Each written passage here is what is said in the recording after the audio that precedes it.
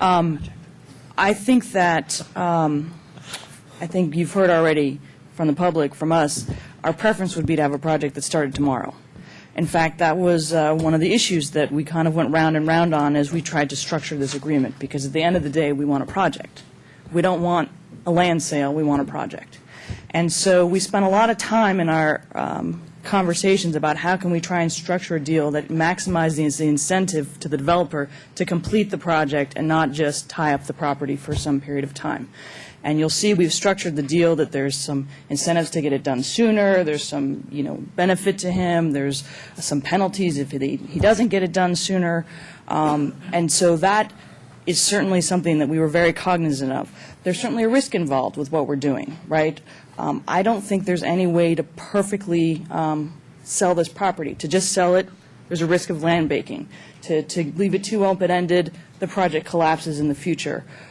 So we kind of have to take a risk in order to try and move something forward. And so we tried to look at the quality of the offer, the developer, his intent, what he's trying to do, how it aligned with the general plan that exists today and the zoning that exists today, and put together a package that maximized the public benefit, which is getting a project done at a good purchase price and in a reasonable time frame. We also really looked at this concept of trying to attract a national or a regional retailer as sort of a name brand store. And from conversation I had with the developer and from conversations with staff, some of these name brand national retailers want to have some control over the architecture of their buildings. So to build a spec building, to say let's get that retailer in, causes a problem.